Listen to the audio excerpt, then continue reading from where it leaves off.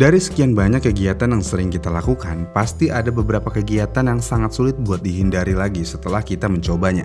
Dan salah satu yang paling membuat beberapa orang ketagihan adalah turbocharger, yang dimana ini mengubah udara bertekanan menjadi kecepatan yang paling maksimal. Jadi pada tahun 1980-an, Jepang berpikir kalau akan menyenangkan buat menggunakan turbocharger di motor, tetapi hal itu berakhir menjadi sebuah kegagalan.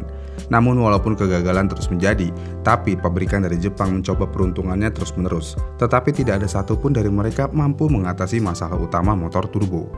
Apa masalahnya sebenarnya? Untuk mengetahui lebih detail, di sini saya akan membahas sejarah turbo dahulu karena akan bersinggungan.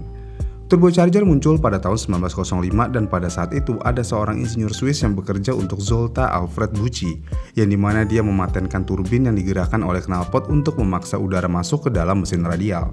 Dan pengaplikasian pertama yang berhasil dari pekerjaannya ini adalah pada kapal penumpang tenaga diesel di tahun 1925, dan inilah awal mula perkembangan turbocharger.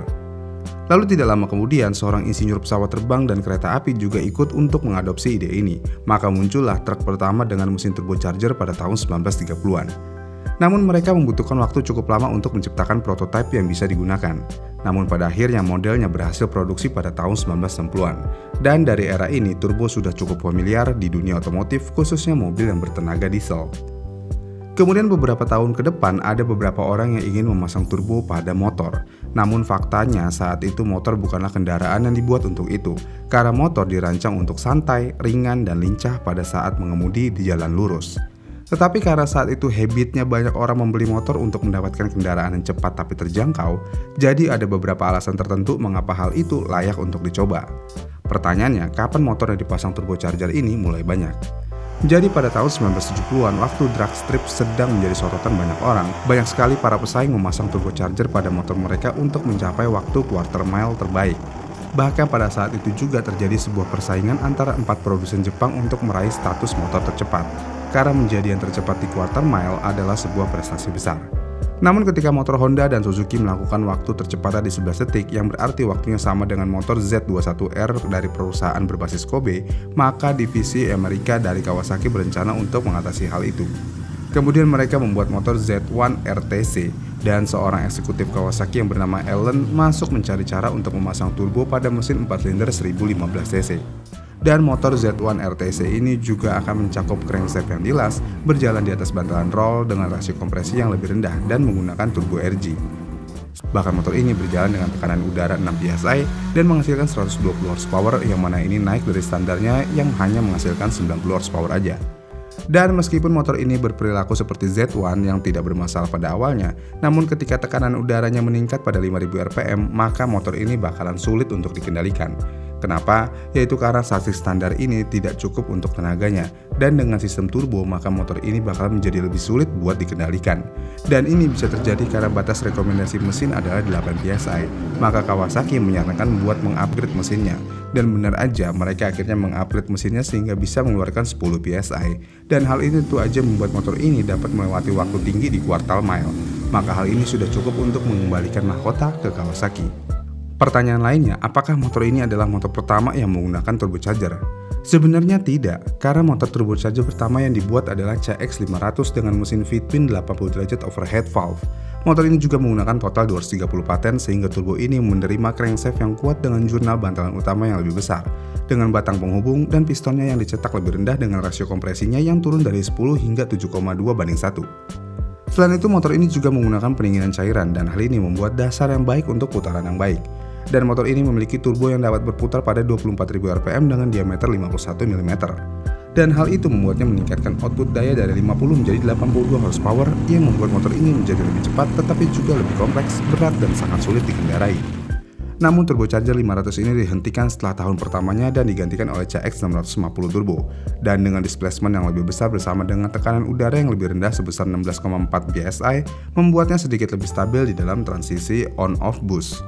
Bahkan dengan tarikan tercepatnya, motor CX650 ini tidak lagi terasa seperti mesin yang berkapasitas rendah, dan berkat rasio kompresinya yang tinggi, maka output dayanya menjadi 100 horsepower. Dan dengan rentang menengah yang kuat dan daya instannya sekitar 6000 rpm, maka seri turbo CX ini ditujukan untuk menunjukkan kemampuan rekayasa Honda. Kemudian di saat yang sama, Yamaha juga mencoba mencuri pasar dengan motor turbo mereka, yang mana mereka memilih pendekatan yang berbeda dengan 2 kali lipat silinder dan perpindahan yang lebih besar untuk memberikan spool up yang lebih baik. Sementara itu, Honda menempatkan turbonya di bagian depan antara silinder, namun Yamaha menyelipkan turbin berdiameter 39 mm ke tempat yang kecil di antara transmisi dan roda belakang. Dan jika dibandingkan dengan turbo buatan Honda, turbo Yamaha mempunyai umur yang bisa diandalkan.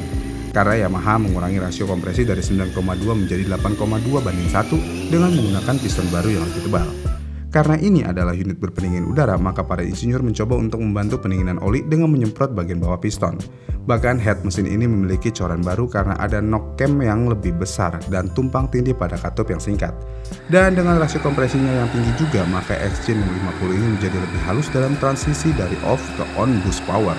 Dan mesinnya juga lebih responsif pada rentang kecepatan rendah dan menengah. Ada sebuah detail menarik dari XJ650. Meskipun memiliki 2 pipa knalpot, tapi salah satu knalpot tersebut adalah saluran pembuangan wastegate. Lalu bagaimana dengan motor turbocharger Suzuki? Jadi, Suzuki membuat motor turbocharger yang diberi nama X785, dan motor ini diperkenalkan di awal tahun 1983, dan Suzuki mengambil cara yang berbeda dalam merancang motor turbonya. Kemudian mesin ini juga mirip dengan sepeda motor Jepang universal yang menggunakan crankshaft koaksial GS650G dan internal yang diperkuat di semua bagiannya. Dan Suzuki juga menggunakan injeksi bahan bakar elektronik, turbo, dan rasio kompresi yang rendah. Dan walaupun turbo lag di motor Suzuki ini masih terasa, tapi tidak sebanyak pesaingnya.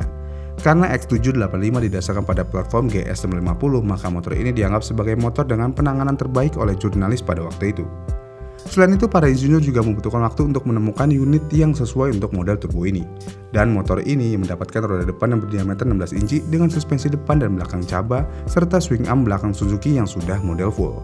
Jadi bisa dibilang Suzuki lebih baik daripada Honda dan Yamaha kala itu.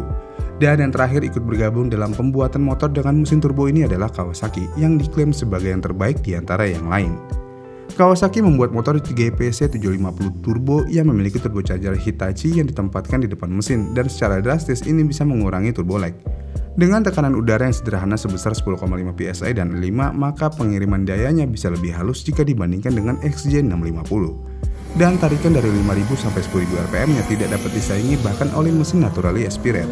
Dan motor ini mampu mencapai waktu tertinggi di quarter mile, sehingga GPC 750 ini menjadikan jalur lurus sebagai jalan favoritnya.